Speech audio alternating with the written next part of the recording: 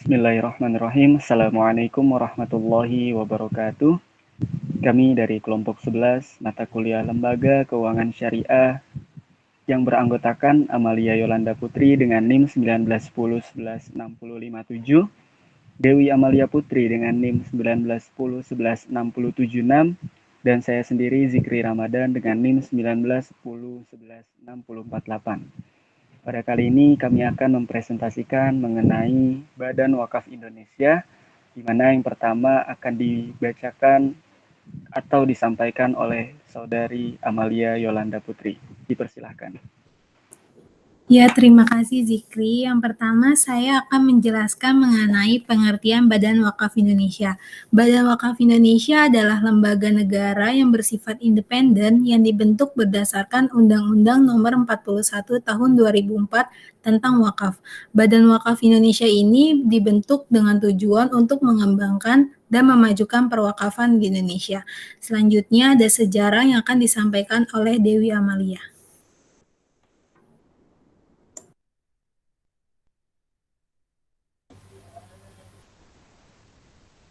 Oke, selanjutnya ada sejarah Badan Wakaf Indonesia. Perwakafan diatur dalam Undang-Undang Nomor 41 Tahun 2004 tentang wakaf.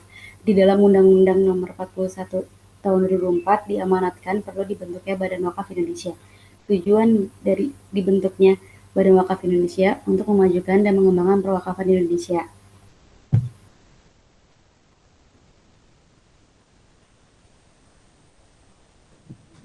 Baik, selanjutnya ada mekanisme operasional Badan Wakaf Indonesia. Yang pertama ada syarat dan rukun wakaf. Syarat dan rukun wakaf yang pertama itu ada wakif atau orang yang mewakafkan.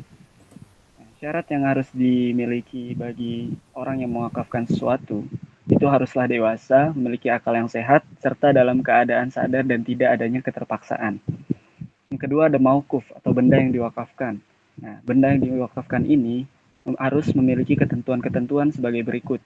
Dapat dimanfaatkan untuk jangka waktu yang panjang, dimiliki oleh kelompok atau hukum, hak milik wakif yang jelas batas-batas kepemilikannya, dapat dialihkan untuk maslahat yang lebih besar, dan tidak dapat diperjualbelikan, dihibahkan, bahkan diwariskan. Yang ketiga ada mauquf alaih atau penerima wakaf. Dalam Undang-Undang Nomor 41 Tahun 2004 tentang wakaf, dijelaskan bahwa wakaf ditujukan untuk pemanfaatan harta benda sesuai dengan fungsinya, yakni mewujudkan potensi dan manfaat ekonomis harta benda wakaf untuk kepentingan ibadah dan kesejahteraan umum. Oleh karena itu, orang yang menerima wakaf haruslah jelas kebaikannya. Tidak boleh memberikan wakaf kepada orang yang tidak jelas, karena bisa jadi akan dimanfaatkan untuk kemaksiatan. Yang keempat ada sigoh atau akad. Akad merupakan hal yang penting karena akad dapat menggugurkan kepemilikan benda bagi wakif dan benda wakaf menjadi milik Allah Subhanahu wa taala atau milik umum yang dimanfaatkan. Intinya, akad adalah pernyataan tegas mengenai penyerahan mauquf ditujukan untuk apa. Yang kelima ada nauzir atau pengelola wakaf. Nah, dalam Undang-Undang Nomor 41 Tahun 2004 Pasal 10 diatur yaitu syaratnya warga negara Indonesia, beragama Islam, dewasa, amanah, mampu secara jasmani dan rohani, serta tidak berhalang melakukan perbuatan hukum. Dan yang keenam, ada jangka waktu wakaf. Wakif diperbolehkan meminta kembali barang yang diwakafkan. Jika memang wakif tersebut mensyaratkan barang wakafnya hanya untuk dimanfaatkan dalam beberapa waktu tertentu. Selanjutnya, tugas dan wewenang Badan Wakaf Indonesia akan disampaikan oleh Dewi Amalia Putri. Ya, tugas dan wewenang Badan Wakaf Indonesia. Yang pertama ada melakukan pembinaan terhadap nazir dalam mengelola dan mengembangkan harta benda wakaf. Yang kedua, melakukan pengelolaan dan pengembangan harta benda wakaf baik berskala nasional dan internasional. Yang ketiga, memberikan persetujuan atau izin atas perubahan peruntukan dan status harta benda wakaf. Yang keempat, memberhentikan dan menggantikan nazir. Yang kelima, memberikan persetujuan atas penukaran harta benda wakaf. Yang keenam, memberikan saran dan pertimbangan kepada pemerintah dalam penyusunan kebijakan di bidang perwakafan. Selanjutnya ada tata cara wakaf, dilanjutkan oleh Amalia.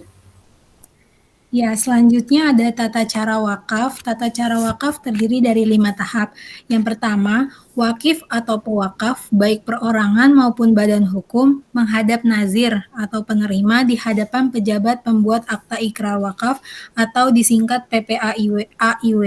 PPAIW ini atau pejabat pembuat akta ikrar wakaf merupakan pejabat yang ditetapkan oleh Kementerian Agama Republik Indonesia untuk membuat akta ikrar wakaf. Yang kedua, ikrar wakaf dilaksanakan oleh wakif kepada nazir di hadapan pejabat pembuat akta ikrar wakaf dengan membawa 2 orang sebagai saksi.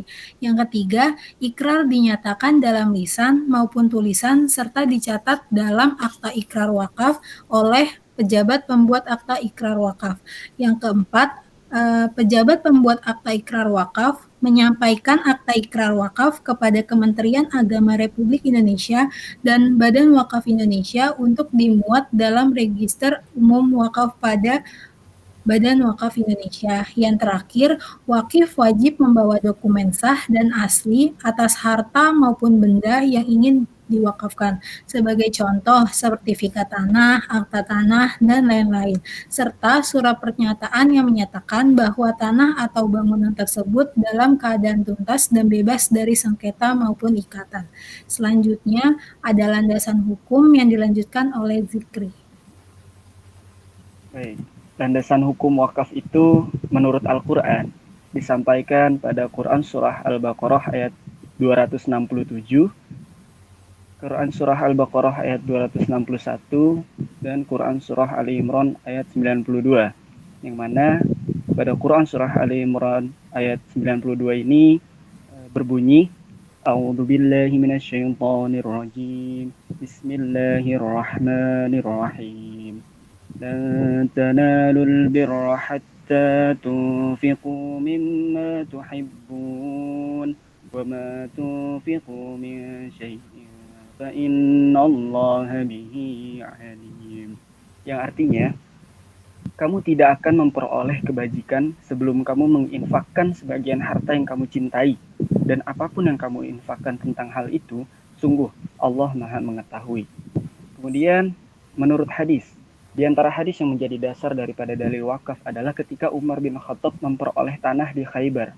Hadis ini secara lengkap adalah Umar memperoleh tanah di Khaybar. Lalu ia bertanya kepada Nabi dengan berkata, "Wahai Nabi, saya telah memperoleh tanah di Khaybar yang nilainya tinggi dan tidak pernah saya peroleh sebelumnya.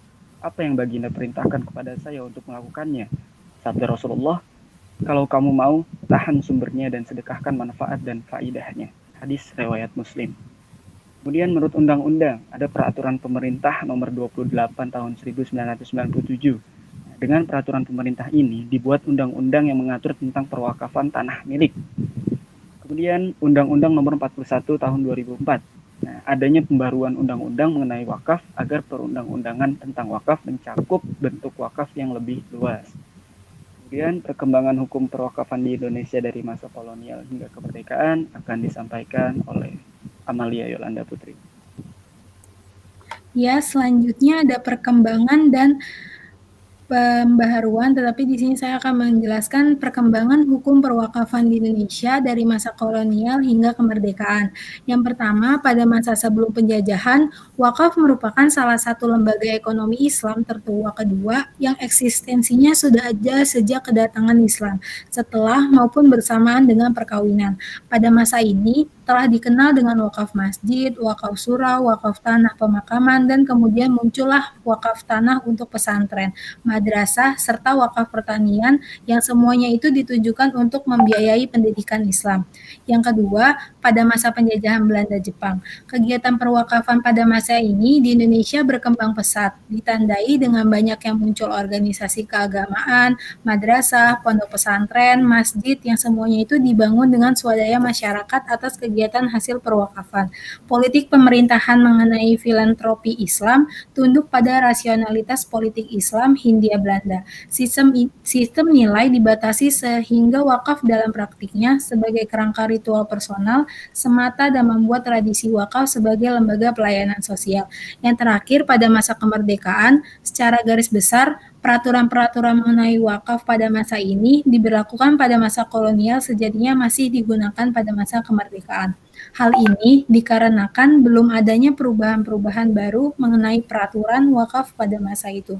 Selanjutnya ada pembaharuan yang dijelaskan oleh Dewi Amalia. Ya, pembaruan hukum perwakafan di Indonesia. Yang pertama, berlakunya Undang-Undang Nomor 41 tahun 2004. Perkembangan wakaf di Indonesia dimulai dari adanya kegiatan wakaf pada masyarakat hukum adat.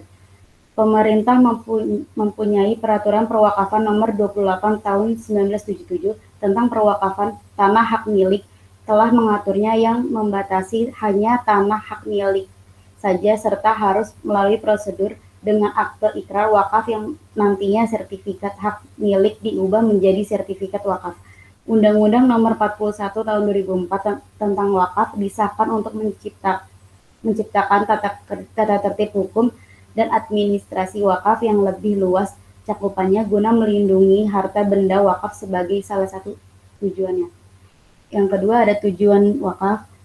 Sebelum berlakunya Undang-Undang Nomor 41 Tahun 2004, wakaf memiliki tujuan antara lain untuk kepentingan ibadah atau kepentingan lain sesuai dengan ajaran Islam. Namun setelah berlakunya undang-undang, tujuan wakaf berkembang menjadi lebih luas, yaitu memanfaatkan harta benda wakaf sesuai dengan fungsinya dalam jangka waktu selamanya atau untuk jangka waktu tertentu sesuai dengan kepentingan guna keperluan ibadah, sarana pendidikan dan kesehatan, bantuan kepada fakir miskin, anak terlantar, yatim piatu, bahkan beasiswa, kemajuan ekonomi umat, dan kesejahteraan umum lainnya yang tidak bertentangan dengan syariat Islam. Selanjutnya ada peluang dan tantangan yang dilanjutkan oleh Yang pertama ada tantangan yang dihadapi oleh Badan Wakaf Indonesia.